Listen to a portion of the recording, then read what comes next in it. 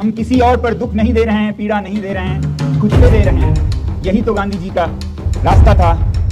जब हम ये कह रहे थे कि हम बॉर्डर की तरफ मार्च करेंगे तो कई लोगों ने हमें भी आप देशद्रोही हैं ऐसा कहा।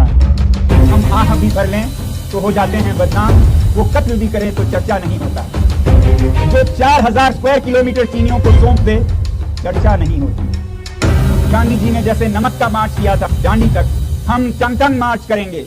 हम इन्हीं चरवाहों के साथ जाएंगे, वो हमें दिखाएंगे कहां तक हमारे चरागे थे, आज कहां पहुंच गए हैं। जेल भरो आंदोलन के लिए मैं कहूंगा तैयार रखें अपने जेलों को खाली साफ करके, हम आ रहे हैं। जरूरत पड़े तो लद्दाख में भी असहयोग आंदोलन होगा आने वाले हफ्तों या महीनों में। जो यहां पर सरकार है वो पैरालाइज हो जाएगी, अपंग हो जाएगी।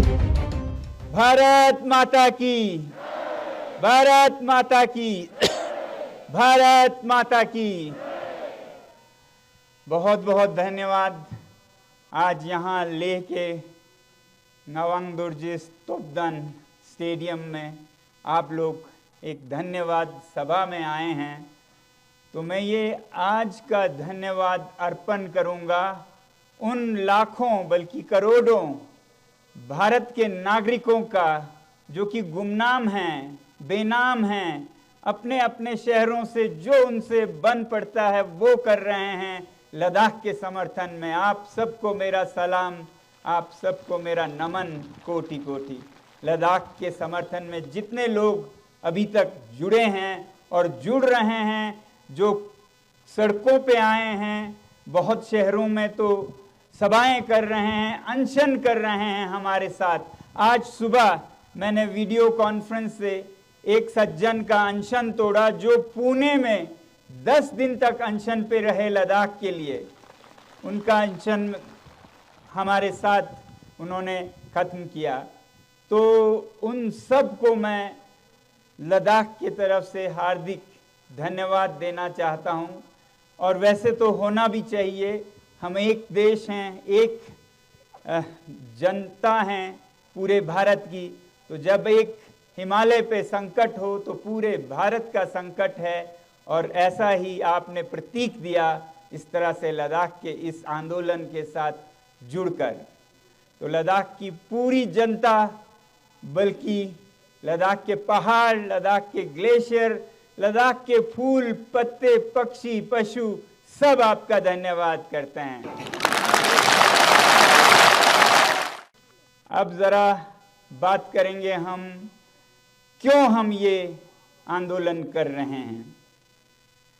बचपन में हमें सिखाया गया था कि अपना हक मांगना सीखो, अपना हक लेना सीखो, मांगने से भी ज्यादा लेना सीखो जो आपका हक है। वचन का पालन करना सीखो, वादों को निभाना सीखो, सच्चाई पर चलना सीखो।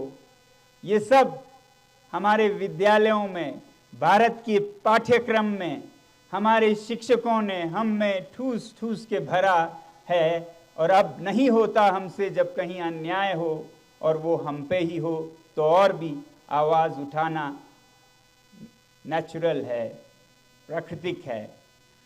तो ऐसा ही कुछ ज़रूरत लद्दाख में पड़ी है, क्योंकि लद्दाख में जैसा आप लोगों को मालूम है, लद्दाख का ये पर्यावरण बहुत ही संवेदनशील है, नाजुक है, बिगड़ सकता है, बहुत अलग है ये बाकी देश से, बल्कि दुनिया से। ये लखनऊ, चंडीगढ़, उत्तर प्रदेश जैसा नहीं है, ये तो मंगल ग्रह जैसा ज़्यादा दिखता है किसी और प्रदेश से। तो ऐसे एक भूभाग का संचालन, उसकी देखरेख, उसका रख रखाव, संरक्षण कैसे करें, ये यहाँ के जो मूल निवासी जनजातीय जनसंख्या है उन्हें आता भी है और उनकी जिम्मेदारी भी है। तो इन्हीं जिम्मेदारियों को निभाने के लिए जब लद्दाख जम्मू कश्मीर से अलग हुआ एक यूटी बनकर, तब हमने 2 उम्मीदें की थी। पहली तो कि इन पहाड़ों को, इन जनजातियों को संरक्षण 6वें शेड्यूल में मिलेगा, भारत के संविधान में जो रखा हुआ है भारत माता ने ऐसे पुत्रों पुत्रियों के लिए जो थोड़े अलग जीवन जीते हैं, पहाड़ों में हैं, कहीं जंगलों में हैं, जिन्हें हम इंडिजिनस पीपल, ट्राइबल पीपल या जनजातीय लोग कहते हैं। असल में ये एक रखवाले हैं भारत के प्राचीन ज्ञान का। आज दुनिया को, भारत ही नहीं दुनिया को इनसे सीखने की ज़रूरत है कि इस पृथ्वी पर अगर शांति से रहना है तो कैसे जिएं, वो इन जनजातियों से सीख मिलेगी। तो इन्हें संजोए रखने के लिए ये 6 शेड्यूल की उम्मीद लद्दाख के लोगों ने ज़रूर की, क्योंकि यहाँ पर 97% जनजातीय संख्या है ऐसा कहा जाता है। तो ये तो एक बिना सोचे समझे मतलब प्राकृतिक सी बात है कि ये शेड्यूल यहाँ मिले। और इसी तरह से सरकार ने वादे किए कि ऐसा ही होगा। जब यूटी बना, जिस पर हम बहुत खुश हुए, कृतज्ञ हुए, उसके बाद उन्होंने फिर वादे किए कि ये संरक्षण भी आपको दिया जाएगा। और इन वादों को चुनावों में, घोषणा पत्र में लाया गया, मैनिफेस्टो में नंबर 1, 2, 3 पर। और इसी को देखते हुए, इसी विश्वास में, इसी भरोसे पर लोगों ने भारी संख्या में वोट देकर सरकार को, जो अभी सरकार है, उसको जिताया। संसदीय चुनाव में भी, हिल काउंसिल में भी। मगर उसके बाद वो वादे से पीछे हटे और 4-4.5 साल के टाल मटोल के बाद पिछले 4 मार्च को उन्होंने साफ इनकार कर दिया। वादा करने के बावजूद क्या ये जायज है आप लोगों को?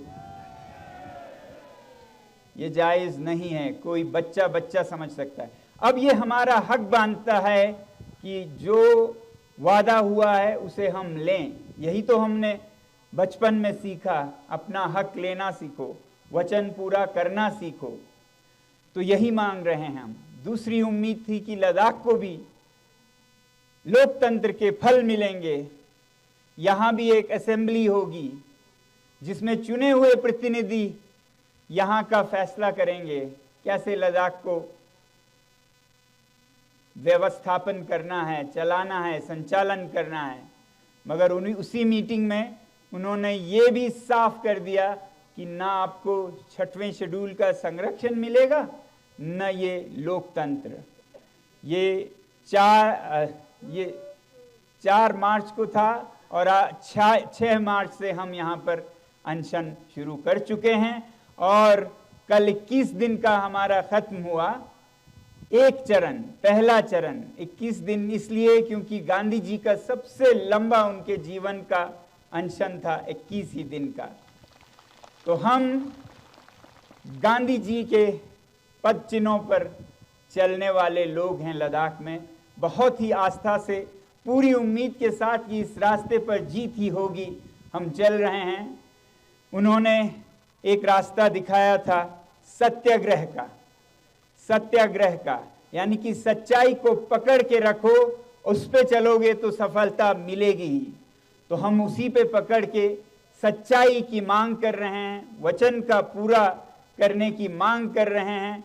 और उसके लिए हम सत्याग्रह के ही शैली में अनशन पर बैठे हैं। हम किसी और पर दुख नहीं दे रहे हैं, पीड़ा नहीं दे रहे हैं, खुद पे दे रहे हैं। यही तो गांधी जी का रास्ता था सत्याग्रह का। तो इसी सत्याग्रह के अंदर उन्होंने कई रास्ते सिखाए। सिविल डिसोबीडियंस, हम पालन नहीं करेंगे ऐसे बातों का जो कि हित में नहीं है यहाँ के। तो मैं आप लोगों को ज़रा बताना चाहूँगा अगले आने वाले समय में हम क्या क्या करने वाले हैं और किस तरह से गांधी जी के पथ पर चलने वाले हैं। तो अभी 21 दिन का तो ठीक गांधी जी के अनुसार हम चले। और अब इस चरण के बाद दूसरे चरण में बैठे हैं हमारे लद्दाख की महिलाएं। वो आज से अनशन पर बैठी हैं, लंबी अनशन पर।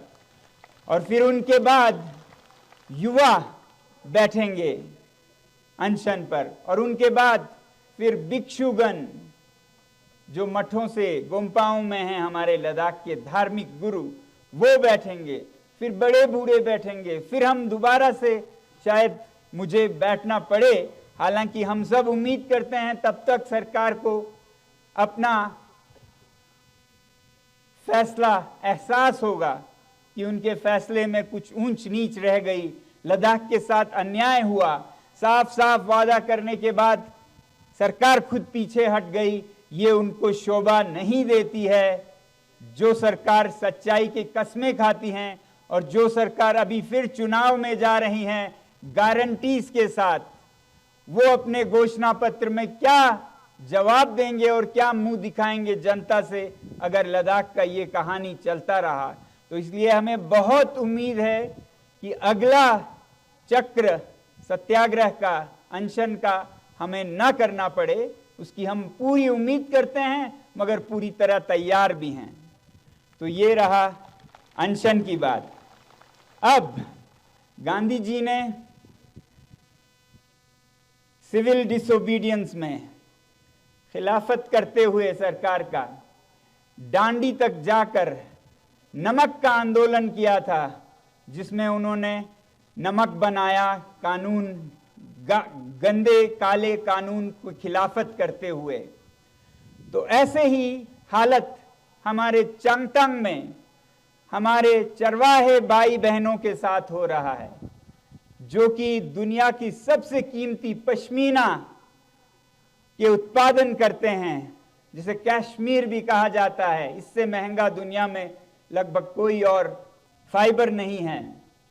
वो उत्पादन करते हैं। आज उन्हें अपने बकरियां, अपने याक बेचने पर मजबूर किया जा रहा है। यहां बहुत उनमें से अनशन में जुड़े, क्योंकि उनकी पीड़ा बहुत तेज है, क्योंकि उन पर गुजर रही है ये सब। तो उनके जो चरागे हैं वो एक तरफ दक्षिण की तरफ से भारतीय औद्योगिक प्लांट्स, बिजली के, सोलर के, जो दसियों हजारों एकड़ में उनसे जमीन ले जा रही है। 20,000 एकड़ ले गए हैं और 20,000 मांग रहे हैं, यानी कि 150 स्क्वायर किलोमीटर उनसे मांगा जा रहा है, जो कि उनके सबसे अच्छे चरागे हैं। अब वो क्या खाएंगे अगर उनके सारे चरागे ले गए? तो वो तो जाएंगे, उनके साथ एक सदियों हजारों साल पुराना एक परंपरा भी डूब जाएगा। तो उनके ये हक उनसे छीने जा रहे हैं भारतीय उद्योगों के जरिए भी। और इनमें से ये सबसे अच्छे उद्योगों में है सोलर एनर्जी का। हम चाहते हैं कि भारत में लद्दाख की ऊर्जा पहुंचे, मगर वो यहाँ के चांगपा समुदाय के समन्वय से पहुंचे, उनसे बिना पूछे जबरदस्ती ना हो, जो कि अभी हो रहा है। उनको कहा जा रहा है ये साहब आप खाली करेंगे, ये लेंगे तो लेंगे, नहीं तो कुछ भी नहीं देंगे, इस तरह से। जबकि 6वां शेड्यूल अगर उसका संरक्षण होता लद्दाख में, तो उनको पूछे बिना कुछ भी ना हिलता, घास का एक तिनका भी ना हिलता। तो इसलिए चाहिए लद्दाख के संरक्षण के लिए 6वां शेड्यूल। वो जरूर देंगे, क्यों नहीं देंगे? बिजली, लद्दाख की जो धूप है वो भारत के साथ क्यों ना बांटे, मगर वो अपनी मर्जी से, जहां उनके चरागे कम और ऊर्जा ज्यादा है उस तरह से देंगे, मगर आज उनसे छीना जा रहा है, उनसे बिना पूछे। तो ये हमें देखना है जाकर कि क्या उनके साथ हो रहा है, उन्हें कैसे रोका जा रहा है। दूसरी तरफ उत्तर से चीन अपना अतिक्रमण बढ़ाए जा रहा है दशकों से, और हाल के सालों में तो हद से ज्यादा, और यह भी छुपाया जा रहा है। एक तरफ इतनी पीड़ा इन चरवाहे समुदायों को, और उसके बाद वो आह भी ना कर पाए। अगर वो आह करें, अगर कोई कहे कि यहां पर जमीनें गई हैं हमारे जमीनों को बचा नहीं पाए हैं, तो उनको कभी देशद्रोही, कभी उनको धमकियां दी जाती हैं। जब हम ये कह रहे थे कि हम बॉर्डर की तरफ मार्च करेंगे, तो कई लोगों ने हमें भी आप देशद्रोही हैं ऐसा कहा।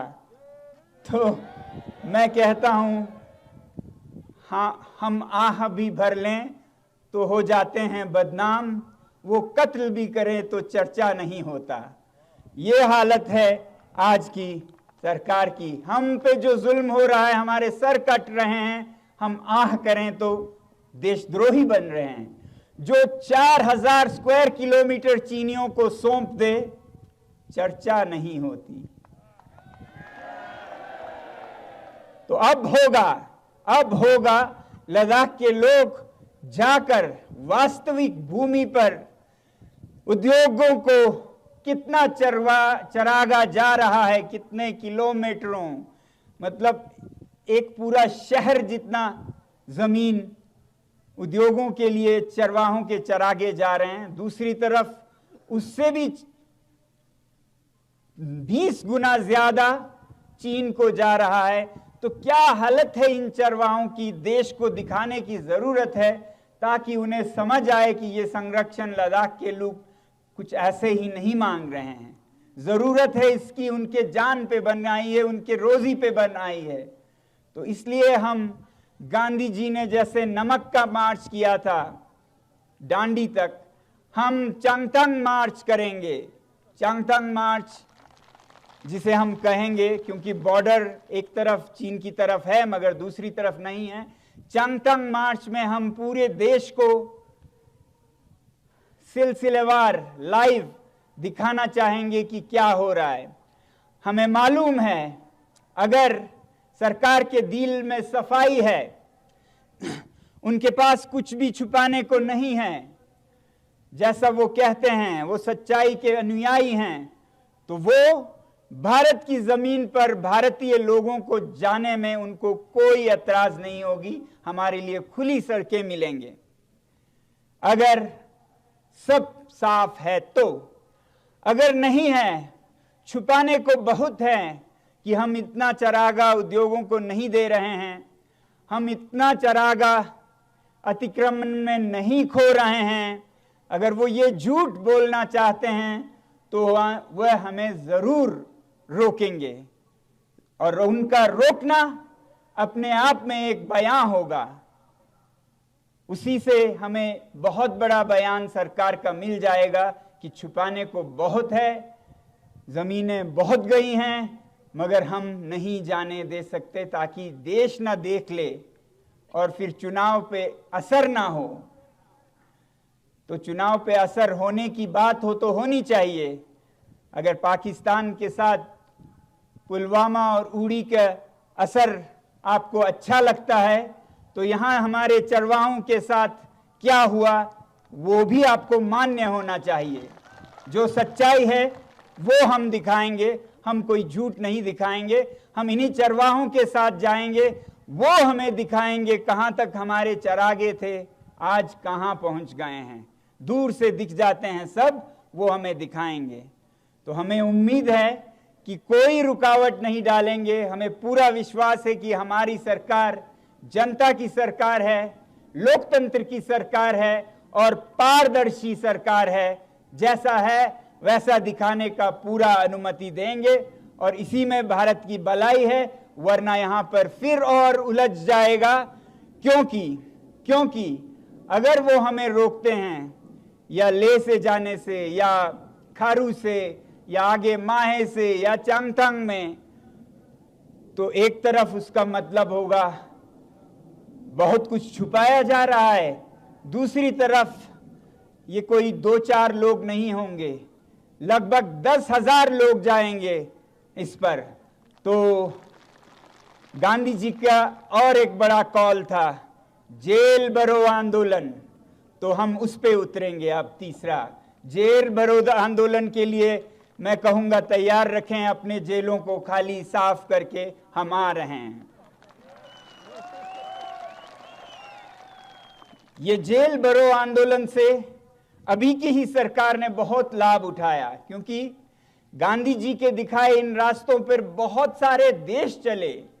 दक्षिण अफ्रीका में नेल्सन मंडेला, उत्तर अमेरिका में उनका जो रंग भेद के प्रति आंदोलन था, उसमें मार्टिन लूथर किंग, उन सब ने गांधी जी से सीखा। और एक सीखने वाले थे अन्ना हजारे जी। उन्होंने गांधी जी के इस पद पर 2011 में जेल भरो आंदोलन और सत्याग्रह अनशन का आह्वान दिया, क्योंकि वो करप्शन, भ्रष्टाचार के खिलाफ लड़ रहे थे। उस आंदोलन में तो भारतीय जनता पार्टी को सबसे बड़ा फायदा हुआ और 2014 में वो जीत गए, उनके पास सरकार पहुंचा। तो अब उनकी बारी है दिखाने की कि वो उसी सच पे चल रहे हैं जिस सच के सहारे वो सत्ता में आए। तो आज जेल भरो आंदोलन जो अन्ना हजारे जी ने 2011 में भ्रष्टाचार के खिलाफ तब के कांग्रेस हुकूमत को दिया था, वही आज हम उनसे कह रहे हैं, अगला हमारा अगर रोका गया तो जेल भरो आंदोलन होगा, उसके लिए हम तैयार रहें। और उसके बाद अगर जरूरत पड़े तो गांधी जी का और एक मंत्र है, एक और पुड़िया है उनकी जादू की, वो है नॉन कोऑपरेशन, असहयोग आंदोलन, जिसमें देश के सभी लोगों ने अंग्रेजी हुकूमत के हर काम को करने से इनकार कर दिया। चाहे वो मजदूर थे या सरकार के मुलाजिम थे, सब ने अपने कलम नीचे रख दिए, कहा हम आपके काम नहीं करेंगे, आप सच्चाई पर नहीं चल रहे हैं। तो जरूरत पड़े तो लद्दाख में भी असहयोग आंदोलन होगा आने वाले हफ्तों या महीनों में, नॉन कोऑपरेशन मूवमेंट, जिसमें लद्दाख के जितने भी लोग सरकार या गैर सरकारी प्रोजेक्ट से जुड़े हैं वो सब अपना हिस्सा निभाएंगे, जिम्मेदारी निभाएंगे, क्योंकि सबके भविष्य का सवाल है ये, सबके बच्चों का सवाल है ये, सबके पानी का सवाल है ये। ऐसा नहीं है कि जो यहाँ इस आंदोलन में जुड़े हैं उनके पास आगे पीछे खाने को कुछ भी नहीं है, घर परिवार और सब कुछ सिर्फ सरकारी मुलाजिमों के साथ है। उनके पास दौलत है, तनख्वाह है, नौकरियां हैं, तो इसलिए उनको एक स्पेशल छूट मिल जाए, एक इम्यूनिटी मिल जाए, ऐसा हम बहुत हद तक करते रहेंगे, मगर आखिर में हमारी उम्मीद होगी कि हर लद्दाखी, चाहे वो जिस भी शोबे में काम करते हो, वो असहयोग आंदोलन में जुड़ेंगे और जो यहाँ पर सरकार है वो पैरालाइज हो जाएगी, अपंग हो जाएगी, कोई कागज नहीं हिलेगा। ऐसा यहाँ के यूनियन टेरिटरी की हाल होगी अगर लद्दाख के लोगों के समन्वय के साथ न चलाएं, अपनी मन मर्जी से चलाते रहें। जिस तरह से यहाँ पर कई लोगों ने बताया, मैं उसके विस्तार में नहीं जाना चाहूँगा। मैं विनती करूँगा यूटी एडमिनिस्ट्रेशन के अफसरों से वो हिंदी अनुवाद ले ले लद्दाखी भाषणों का, जिसमें कहा गया कि यूटी के जो 6,000 करोड़ है वो जनता तक तो नहीं पहुंचता है, मगर किन किन बातों पे खर्च किया जाता है, किन किन बेशर्मी से